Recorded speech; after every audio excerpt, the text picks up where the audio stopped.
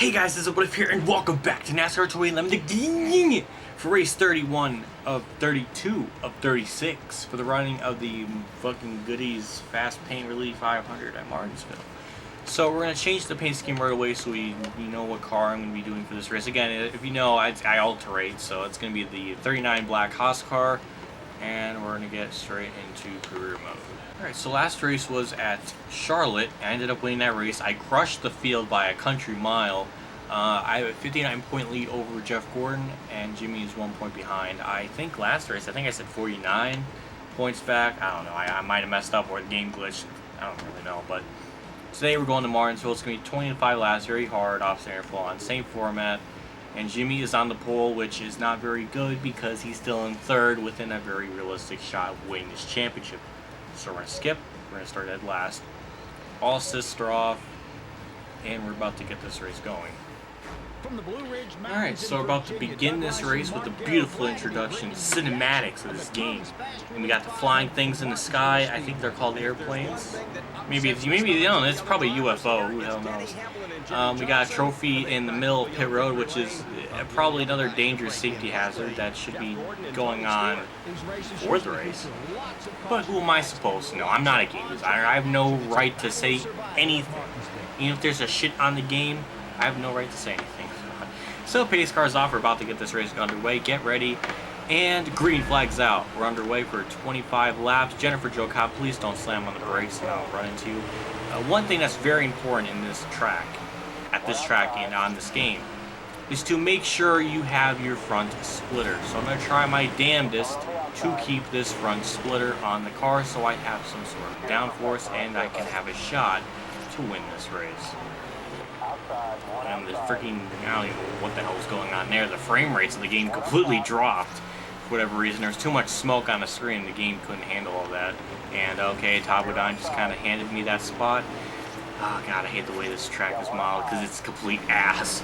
And it's really hard to hold line. Like if you're not going in at your normal speed and you're trying to kind of check up for people, it is very hard to kind of let off and make sure to not overdrive the corner enough to hit the curb. It is legitimately difficult to do, so I'm really trying to not hit the curb and not get some suspension damage and really lose the grip of the car. I don't know, but one thing I did notice in the practice runs I've always done here is that, yeah, keeping a splitter on this car is very important. It's very important, because if you don't have that, you're fucked. And I just forgot how to drive that corner, and please nobody run in the back of me. I was trying to hit the kink of the corner right, and I'm hoping that's the right terminology to use, because if it's not, it's going to sound very sexual. I didn't intend for that to be the case here. But if you're not hitting the part of the track right where you can, it'll kind of turn in on itself. If you hit the part of the track right. Trevor Bayne, what the fuck are you doing? Like, he's like, I don't know what the hell he was doing there. I was trying my best not to hit the curb, and I don't know, he just wouldn't get off me. I mean, I'm straight, Trevor Bayne. You can't get your fucking shit off me. I wanted to get down low and get by Edwards, but you know what, we're going to play it smart. And you know what, we're just going to wait till the next corner to do something. I got a little bit of damage on the right side of the fender there, or the rear end, I mean, what I'm trying to say. Okay, suspension, everything's looking good, you know, this is good. This is what I want. Jeff Burton is leading, by the way. I think Jimmy Johnson Jimmy Johnson started first, and now he's not leading. So I don't know what's going on with Jimmy, but I guess he's having the case of the chokes, which is something I had at Dover. So maybe he kind of got it transferred over to Jimmy there. But yeah, he's normally on this game, whenever you're the pole sitter, the AI just pull the hell away, and that is not the case here. Hello, motorcycle that's flying by my house, which you may or may not hear. I don't know, but I can hear it. And we're about 14th already. I don't know. I mean, if it stays single file like this, and I mean, I have a shot to win this race. I feel it in the bones, in my freaking dissolving body of mine. Tony Story is just outside the top 10, which is not very good, because I like to have my teammate, my homie G slice of bread, Tony Stewart, up there. And what am I doing? I just completely got into Tony there. But it's okay, because he didn't lose any track position. Though he may beat the shit out of me later on in this race, being like, why you not fucking do that? And I was trying to pull an Eric Carmen voice, but it didn't really work out too well. Yeah. I'm sure Newman's bringing in the fucking paycheck as well with all the wins he's had this year. It's more wins than Stewart ever had at Stewart-Haas Racing from 2009 to 2016. So you know what? Maybe Newman, well, not really. I mean, I'm kind of close. So it's like 15 wins now or 14? Somewhere around there. Hell, 4 in 2009, 2 in 2010, 11 in 2011, 14. Oh, 16 wins, never mind.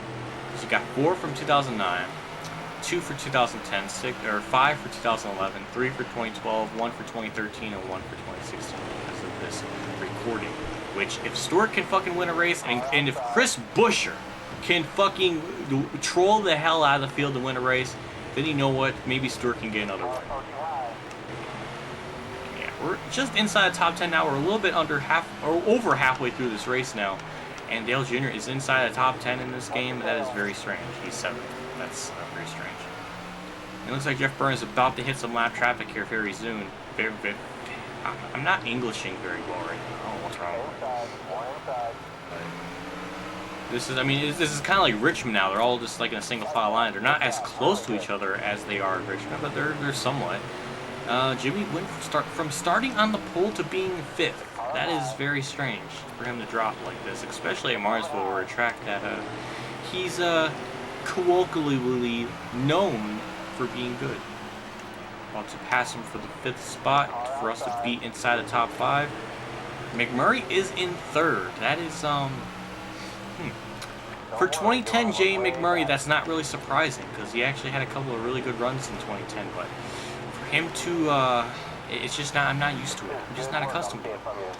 We're just a few positions away from taking the lead here, as we're 4th. So I mean, naturally, that's a few positions away from 1st. God damn, I can't. I'm stupid. But I don't know. I think I would say maybe lap 20 is when Jeff Byrne finally gets on lap traffic, if everything goes according to the game code of this game, which apparently I know. But Jimmy McMurray, or I'm about to get by Jimmy McMurray for 3rd.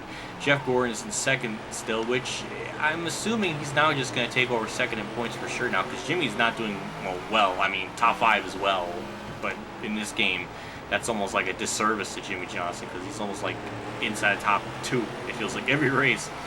Jeff Burns is finally getting caught up in lap traffic, which is great for us. I mean, we're probably going to catch him anyways, regardless of there was lap traffic or not, but this is going to help us even more. It's going to help us out even more. Now, all we got to do is just execute around these lap cars. Jeff Burns is on the very top outside line, so thank you, David Gilland, I think, for doing that. Okay, I can't see the name of the car behind me. That's kind of weird a little bit, actually. Jennifer Jo Cobb.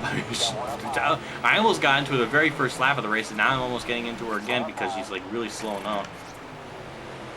Jeff Burns still kind of there, just in a big bukkake of lap cars, and no pause there. I mean, it's just literally. Now, for the rest of this race, just kind of execute, getting around these guys as calmly as possible. And I can see the Extends car behind Danica, or in front, or behind Danica. I don't know what it is anymore. I mean, those two I ship it. I mean, I ship the fuck out of Kevin Conway and Danica. They're gonna keep racing like this. I mean, it's hot. I mean, who wants to not see an Extends car in Danica? Jesus. Yeah, now we're almost about a second ahead of Danica. Jeff Burton. My mind's being fucking just in the gutter right now, and I like it. I mean, but yeah, I mean, Jeff Burton is about a second and a half behind us now. I mean, we got this race in the bag as long as nothing dumb happens. My front splitter is actually doing pretty well. It's very well intact.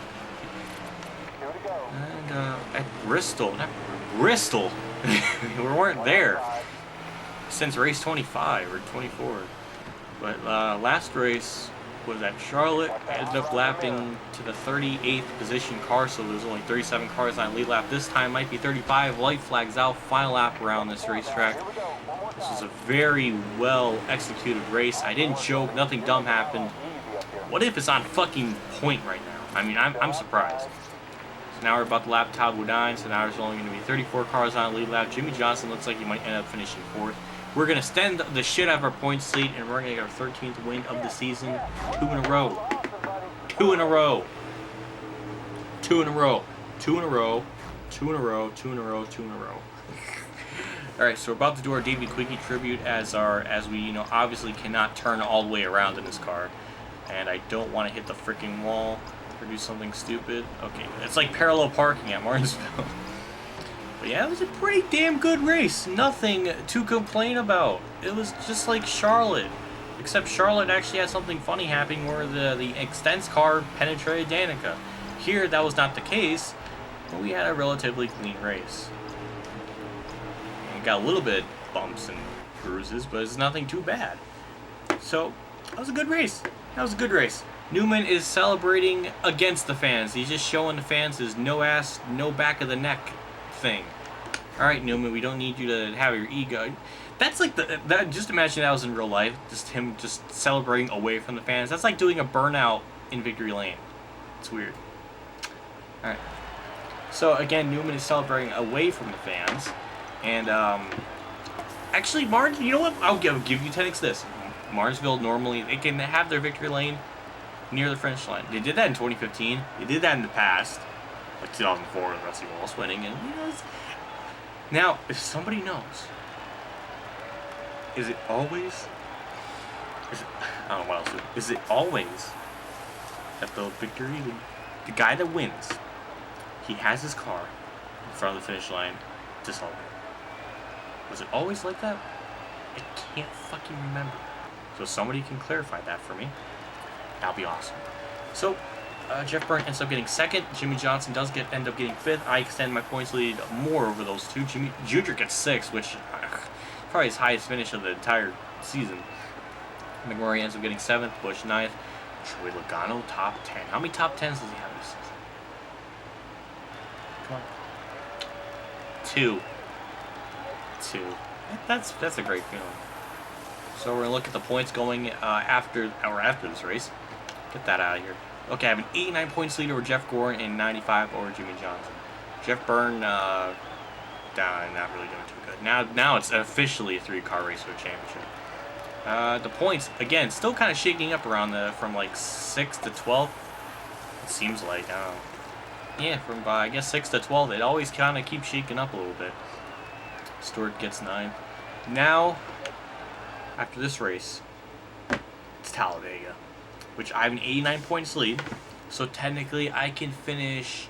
Even if Jimmy wins or Jeff wins, it's because they're close enough in the points, so it doesn't matter. I mean, if they win, I just have to manage at least a top 20 at Talladega, which you would think, oh, you know, that's kind of like no, it's possible, but not with me.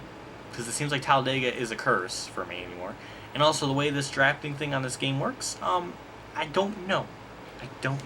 So next race is about Talladega for race 33 and 36. We're nearing the final 4 or 5 races of this 33 and 34. 4 races of the season. I almost fucking forgot how to count. God damn it. I am just de-evolving as a human. So, that'll be next race will be at Talladega. Thank you all for watching and enjoying my fucking Derp Nation. I've had this race. I don't know what's wrong with me. But, I hope if you stuck around to the end of this video, that's awesome. Like I always say, I always enjoy the love, feedback, and support all of you give me in the comment section and liking this video as well, because that's really cool. So, this is your host, this is your messiah, your senpai, what if, and I will see you all at the next race, so have a good day, everyone.